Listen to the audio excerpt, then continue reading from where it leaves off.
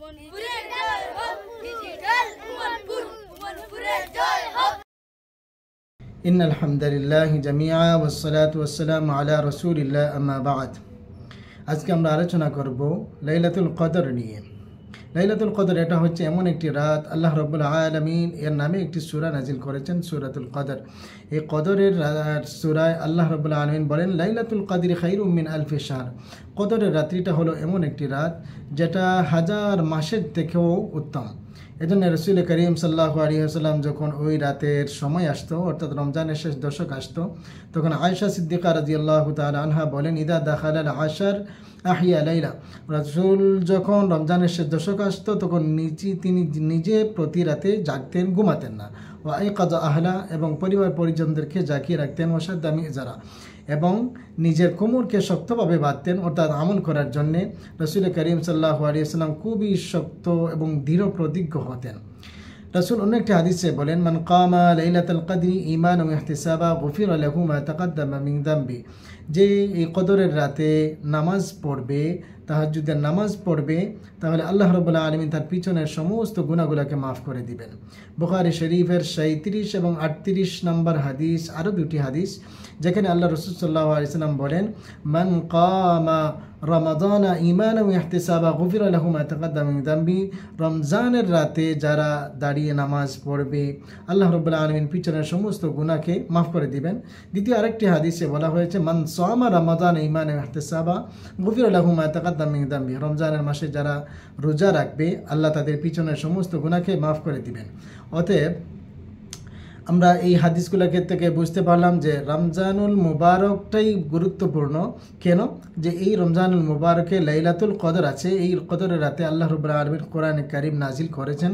এজন্য এই লাইলাতুল কদরটা এত দামি, এবং এই লাইলাতুল কদর যেহেতু রমজানুল মুবারকে, এজন্য রমজানুল মুবারকটাও হয়েছে অত্যন্ত গুরুত্বপূর্ণ এবং দামি। এজন্য রাসূল করিম সাল্লাল্লাহু আলাইহি ওয়াসাল্লাম এই কদরটাকে তালাশ করার জন্য খুবই দৃঢ় প্রতিজ্ঞ নিয়ে তিনি আমল করতেন এবং চেষ্টা করে যেতেন। রাসূল করিম সাল্লাল্লাহু আলাইহি ওয়াসাল্লাম অন্য একটি হাদিসে বলেন, মান কানা মুলতামিসাহা, যারা লাইলাতুল কদর খুঁজতে চায়, ফালইয়ালতামিসহা ফিল আশরিল আওয়াখির, তারা যেন রমজানের শেষ দশকের মধ্যে তারা এই লাইলাতুল কদরটা খুঁজে, অর্থাৎ শেষ দশকের জোর হোক বা বেজোর হোক, এই দশকে তারা যেন খুঁজে। অতঃপর রাসূল পরবর্তী অংশে বলেন, ফালা ইয়াগলাবান্না আলা সাবইল বাওয়াকি, যদি তারা একান্ত দুর্বল হয় না পারে, তাহলে শেষের 7 দিনের মধ্যে যেন তারা রমজানুল মুবারকের শেষের 7 দিনে তারা যেন লাইলাতুল কদরটাকে খুঁজে। রাসূল পরবর্তী অংশে সেটাও বলেন, আবার বলেন, যারা এই 7 দিনও না পারে, তাহলে রমজানুল মুবারকের শেষ দশকের বেজুর রাত্রিতে ফালিয়ালতামিসুহা ফিল আশরিল আওয়াখির ফিল উইতির, অর্থাৎ রমজান মুবারকের শেষ দশকের বেজুর রাত্রিতে তারা যেন লাইলাতুল কদরটাকে খুঁজে, তাহলে ইনশাআল্লাহ তারা পেয়ে যাবে। তাহলে রাসূলের এই হাদিস থেকে আমরা বুঝতে পারলাম যে রমজানুল মুবারকের শেষ দশকের বেজুর রাত্রিতে লাইলাতুল কদরটা যায়। অতএব আমাদেরকে রমজানুল মুবারকের শেষ দশকের বেজুর রাত্রিতে খুঁজতে হবে। তাহলে আমরা খুঁজতে হবে, কেমনে খুঁজবো, কি করতে পারি ওই রাতে। এই রাতে স্পেশালি 5টি আমল আছে। এই আমলগুলো যদি আমরা করি, ইনশাআল্লাহ আল্লাহ রাব্বুল আলামিন এর বদৌলতে আমাদেরকে অনেক ফজিলত দান করবেন। এর মধ্যে থেকে একটি আমল হলো দান করা। এই দানটা শুধুমাত্র ওই রাতে, আমরা তো ওই রাত তো নিশ্চিত না, ঠিক আছে, আমরা কিন্তু নিশ্চিত করে ফেলেছি, 27 নম্বর রাতকে ফিক্সড করে ফেলেছি, আমরা খতম করি ইত্যাদি করি, আমরা মনে করি যে এই লাইলাতুল কদরটাই মনে হয় 27 নম্বর রাত্রি। আসলে কিন্তু তা না, এটা আমাদের ভুল ধারণা।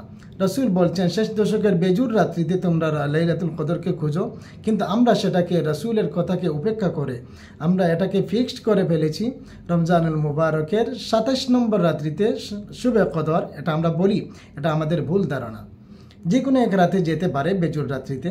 অতএব আমরা কী কাজ করতে পারি, শেষ দশকের প্রতি রাতে আমরা যেন দান সদকা করি।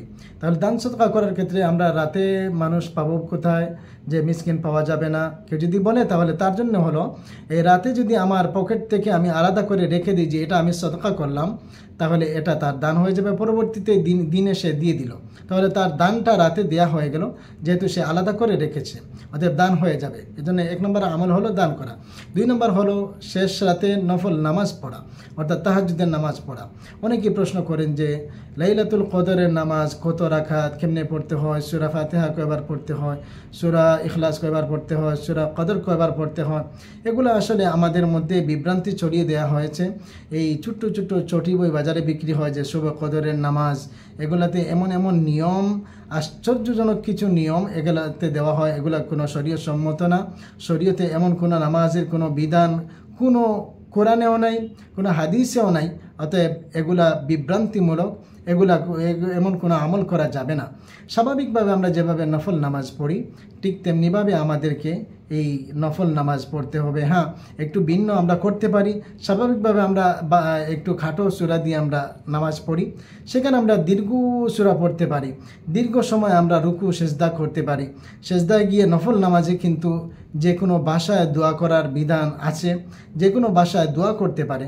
অতএব আমরা এটা করতে পারি, আমরা সেজদায় গিয়ে দীর্ঘ সময় আমরা দোয়া করতে পারি, এগুলা করতে পারি। কিন্তু আলাদা কোনো সিস্টেম, এই সূরা এতবার পড়তে হবে এতবার পড়তে হবে, এমন কোনো সিস্টেম শরীয়তে নাই। 3 নম্বর হলো আমরা তিলাওয়াত করতে পারি প্রতিদিন রাতে রুটিন করে, যে প্রতিদিন আমাকে এতটুকু তিলাওয়াত করতে হবে, আমরা এগুলা করতে পারি। 4 নম্বর হলো দুরূদ পড়া। আমরা প্রতিদিন রুটিন করে যে আমি প্রতিদিন 10 বার বা 20 বার বা 5 বার বা 30 বার 33 বার আমরা জয়বার আমরা ইচ্ছা করি, ওইবার আমরা রাসূলের উপরে দুরূদ পড়ব সাল্লাল্লাহু আলাইহি ওয়াসাল্লাম। আল্লাহুম্মা সাল্লি আলা মুহাম্মদ, আল্লাহুম্মা বারিক আলা মুহাম্মদ, সাল্লাল্লাহু আলা সাইয়্যিদিনা মাওলানা মুহাম্মদ। অনেক রকমের অনেক দুরূদ আছে।